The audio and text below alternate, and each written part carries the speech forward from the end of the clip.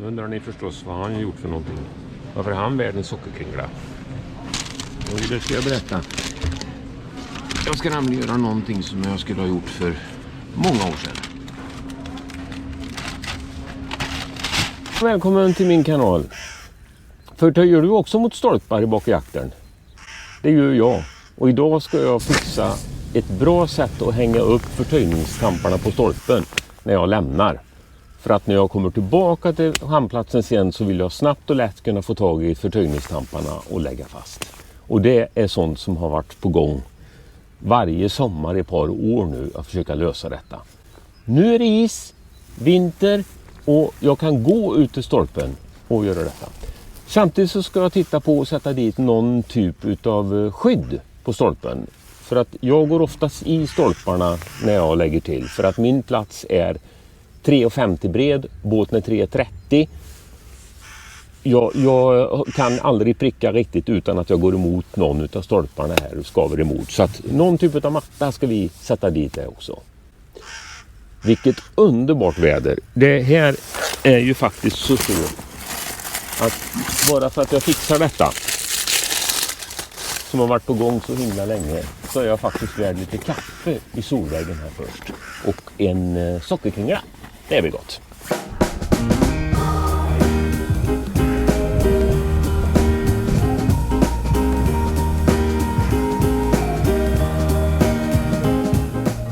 Jag har faktiskt gjort 2 stycken varianter på upphängning av tamparna i jakten. Den första varianten blev inte alls bra.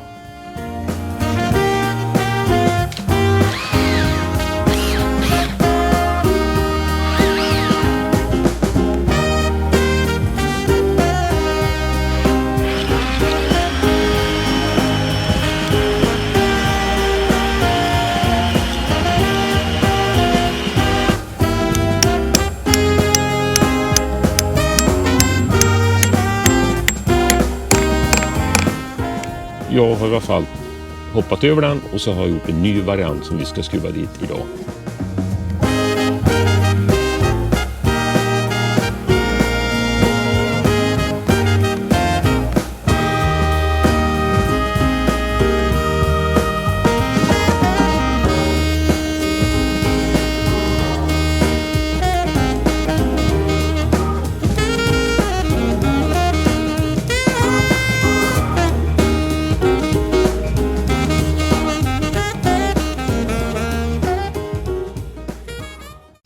Vi ska gå runt lite grann också och titta på hur andra båtägare har löst sina förtöjningar. När det kommer till den här delen på vintern, när solen börjar titta ut här nu och man känner för första gången på året att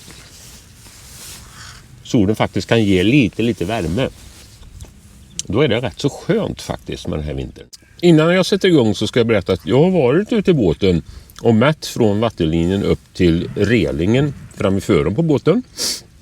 Där har jag 1,10 och det är oftast relingen som tar i där när jag kommer in mellan stolparna och inte prickar mitt i. Då tar den någonstans upp i relingen. Och mitt på båten där har jag ju avbärarlist längre ner på fribord. Och där har jag 60 cm från vattenlinjen upp till avbärarlisten. Så 1,10 behöver vi ha någon typ av skydd på stolpen och 60 cm behöver vi ha någon typ av skydd också. Så de måtten kommer jag förhålla mig till. Nej, nu är det allt dags att jobba lite också. Nu går vi och klämmer dit de där grejerna på pålarna här.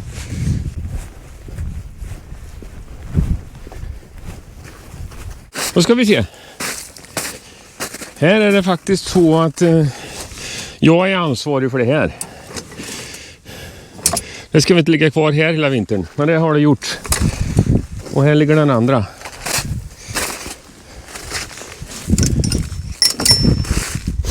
Men det är minst under bra, då vet jag ju vart mina stolpar är. De är alltså rätt ut här.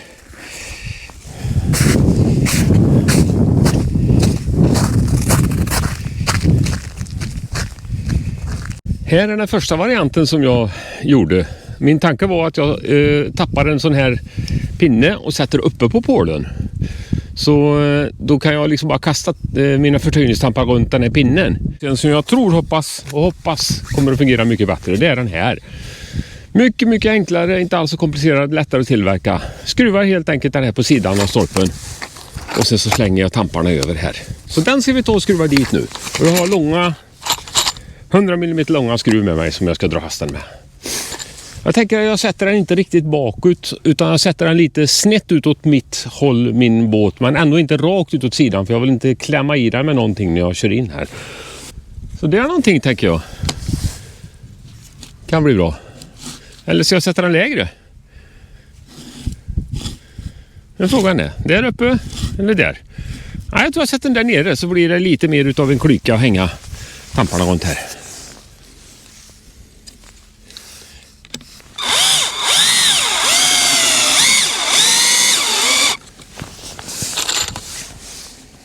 Och inte köra för hårt här så att jag spräcker träbiten.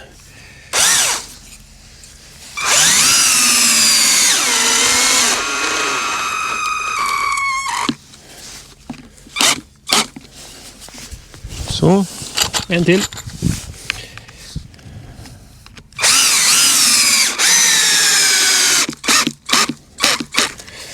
Så, riktigt stadigt och bra.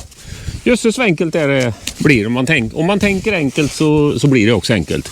Och sen har jag lagt träodringen på de här tvärs över lite så här först med för att den ska bli starkare så inte ha för kort träodringen tvärs över det korta avståndet här för då bryter man dem utan det här kommer att hålla i många år.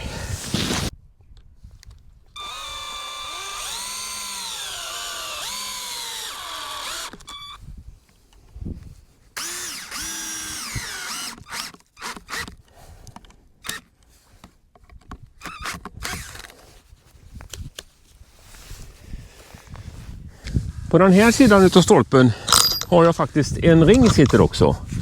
Och jag mätte, den sitter på 1,20 höjd ifrån vattenlinjen. Vilket innebär att den kommer lite över relingen så här. Och det kan vara bra att ha för jag förtöjer oftast på mina mittknapar också framåt med spring. Men jag har ingen sån på den andra stolpen så det ska jag sätta dit en nu också. Jag köpte en liknande här. Så vi borrar och så drar vi i den också så har jag en på var sida. 1,20 har vi där någonstans. Och jag vill ha den så den pekar lite inåt min båtplats. Så inte grannen retar sig på den. Så där tar vi den.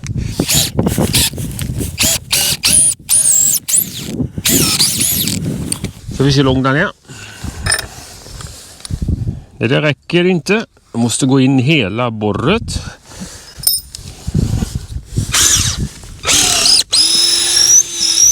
Så. Och sen så ska jag gå upp, det här är 6 mm, jag ska gå upp till 8 mm.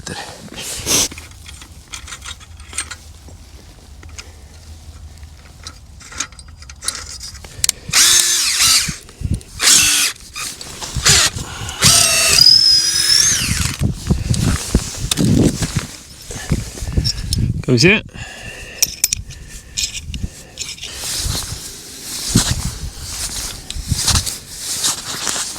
Det här kommer bli bra till sommaren. Grejen är den att jag försöker ju oftast, eller jag seglar ju mycket ensam. Och då blir det betydligt besvärligare. Det blir ganska lätt när man lägger till. Så det får ju inte hålla på och trassla när man lägger till då när det blåser mycket. Utan det ska vara lätt att få tag i tamparna och allt ska vara förberett. Åtminstone kan man ha det så på sin hemmaplats. Och nu kommer det bli det.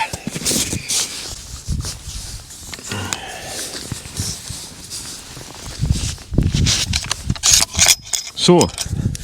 Det är nog åtminstone 4 år som jag har tänkt göra det här arbetet. Sen har jag förberett sån här matta.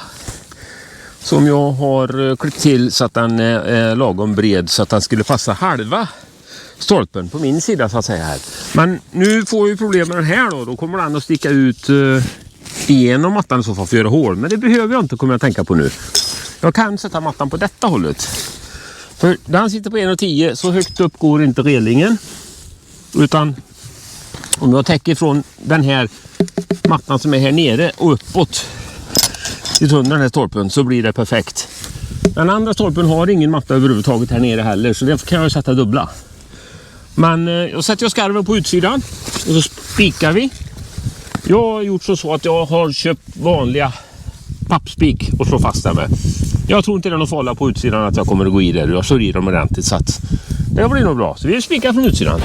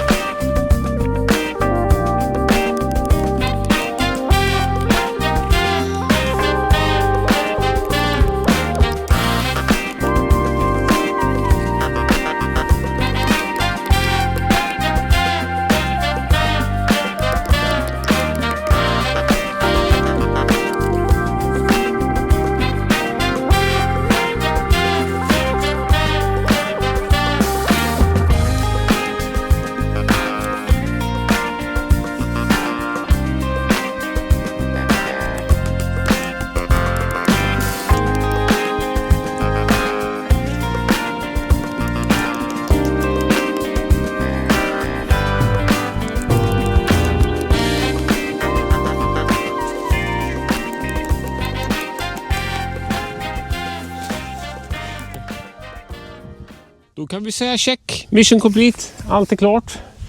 Jag har nya krokar att hänga av mina förtöjningssampar på som jag lämnar, så bara slänger dem över här på bägge två. Jag har en ögla över relingshöjd i varje stolpe som jag kan dra igenom här och till springet till mittenknapen. Och jag har mattor faktiskt räckte runt om i höjd och relingen och i höjd på avbärarlisten här nere. Så nu är det väl bara att jag slänger i båten och förtöja. Det var så bra jobbat så att jag tror jag förtjänar en kaffeslurk till. Hörrni, när man går runt på sommaren och tittar i båthamnar och så tittar runt på alla förtöjningar som olika båtägare gör. Särskilt om man går ner en dag när det blåser riktigt rejält och det rycker och sliter i alla tampar överallt. Då förundras man över hur många olika sätt det finns att förtöja båten på. Jag vill inte vara den som klankar ner på hur folk förtöjer, men ibland så känner man att man behöver rycka in och hjälpa till lite grann nästan. Så jag tänkte att man kan gå runt på vintern också och titta. Ni såg ju till exempel på mina tampar. Jag har haft dem ligga kvar hela vintern på bryggan. Jätteslarvigt. Varför tar man inte med sig tamparna när man har tagit upp båten på hösten? Jag vet ju själv. Det beror ju på att när jag har kört min båt till kranen för att lyfta upp den, då är liksom bryggan klar. Då har man fullt upp med att få upp båten, masta av, få in båten i vinterförvaring och allting. Så bryggan och tamparna som sitter i bryggan, man glömmer helt enkelt av dem. Men jag ska ta med dem nu, tänkte jag, och få hem dem. Även om det inte är mycket kvar på den här vintern. Men jag tänkte att jag ska gå runt och titta lite grann på hur det ser ut på bryggorna och vad folk har glömt kvar och vad som finns här. Vi kan börja med att gå min brygga ut här. Det första man ser är det här. Här sitter det hänglås. Någon liten ryckdämpare. Kvar. Och här är nog nästa båtgranne som har sina ryckdämpare och tampare. Ligger kvar på bryggan. Ligger runt här. Fjäder. Jag vet inte hur den hänger ihop. Den går ner emellan bräderna här. Här har vi någon lina som går ifrån bryggan ut till pålen. Förmodligen till för, ja, det ligger de på nästa påle där, till för att man ska kunna enklare styra in båten. Titta, det ser ut på bryggan här.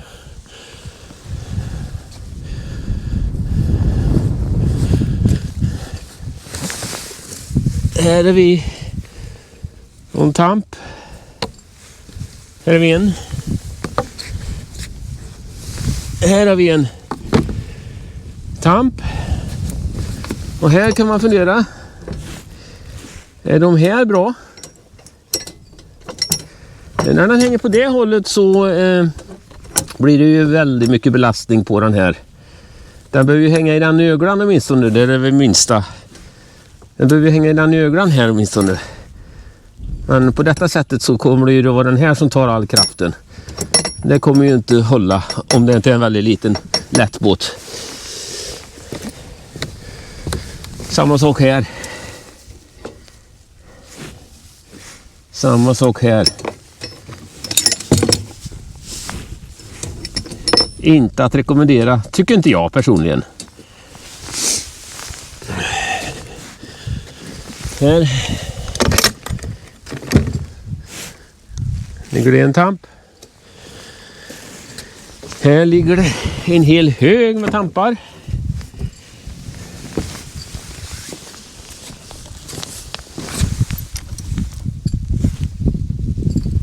En vantskruv och hänglås. Och här står räven.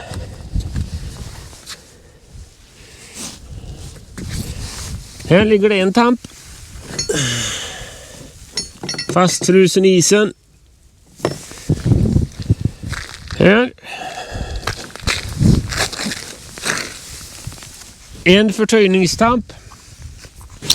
Jag menar, även om man har pengar så är ju en sån här förtöjningstamp inte jättebillig. Jag kan inte tänka mig att det kan vara bra att den hänger ute hela vintern och fastfrysen i isen hänger ner på botten. Men så ser det ut. Där har vi en hög stolpe. Och de har fått på en bra krok här. En naturlig krok. En naturlig böj. Och det är väl kanske inte så dumt. Sen har man satt på en sån här på stolpen som skyddar båten från stolpen lite grann. Kanske inte är så dumt. Och här har man satt franskruv här uppe. Eller satt.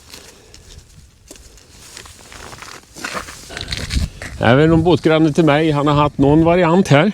Den är väl knappt inte hålla en säsong till. Den har gått av här. Och han har skruvat fast med en träribba skruvat fast sin matta här. Jag var faktiskt inne på det också. Det kanske inte är så dumt. Men jag spikade min istället. Men det kan vara en variant. Jag har varit flera omgångar med krokar här. Jag har en krok som ser rätt så bra ut. Och likadant här. Den kroken, ja, den hänger knappt inte kvar. Här är det någon som har gjort ordentligt, ser jag. Ringar, matta, rejäl krok här uppe. Ja. Kan det vara min tro? Här hänger det tampar kvar sen sommaren. Minne om sommaren. Matta. Och vilken specialvariant. Först en träkrok som förmodligen har gått sönder här. Och så har man då skruvat i ett stålbläck, en rostfritt bläck på här. För att kunna slänga tampen runt. Ja, det är ju inga enorma krafter och tampen ska ju bara hänga där så att det kan väl fungera det.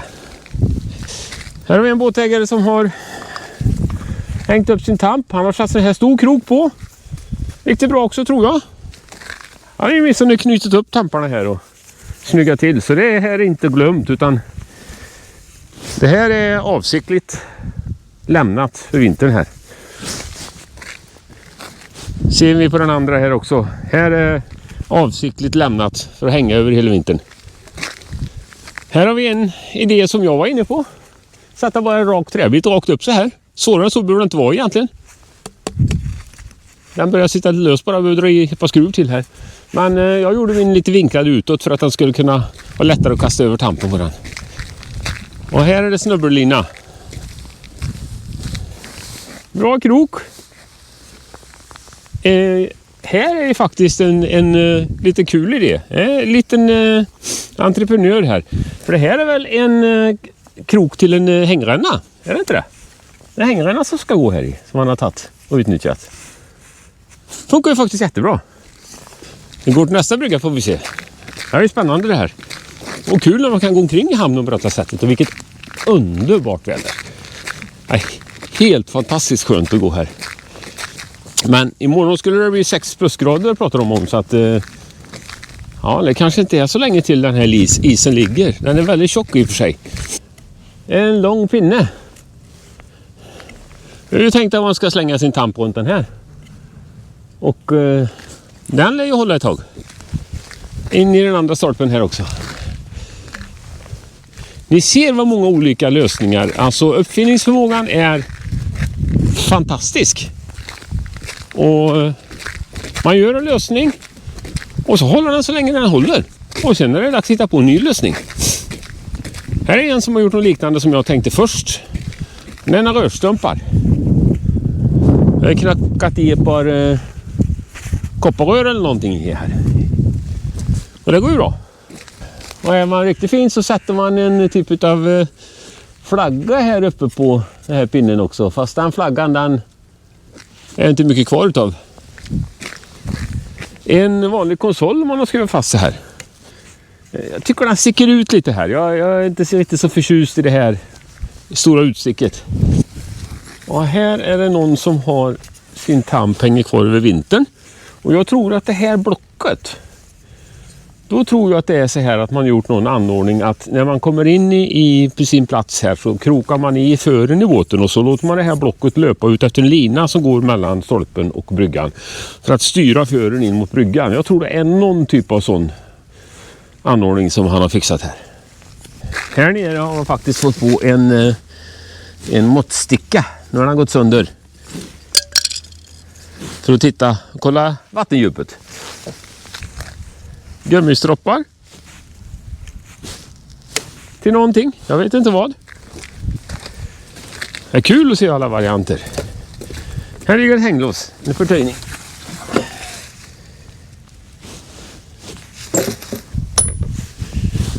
Här är det någon variant.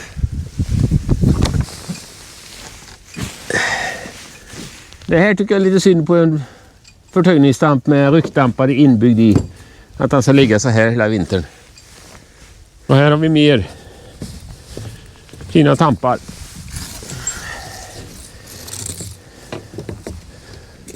Hänglås. Här har man helt enkelt köpt vanlig sån här dörrmatta som man har lägger innanför dörren hemma. Den är ju har ju en gummibotten så det är klart att den blir stark så sett. Och så har man tagit montageskruv och skruvat fast med. Det blir bra. Det funkar väl bra. Det här var också en variant. Det är någon som har satt en sån här typ av säkerhetslina som är stretchbar så här. Och den har man ju till för, den är ju egentligen till för kroka i flytvästen eller i selen och fast i båten så man inte ska ramla över bord. Det har man satt i som förtöjningsstamp här. Ser ut att vara någon som har satsat på nya fjädrar. Ofta så brukar de vara rostiga redan när de ligger på bryggan så här. Men de här ser alltså fräscha ut. Och fina tampar. Och här är det mer tampar som hänger kvar över vintern. De här tror jag inte är avsiktligt att de ska vara på detta sättet. Ja.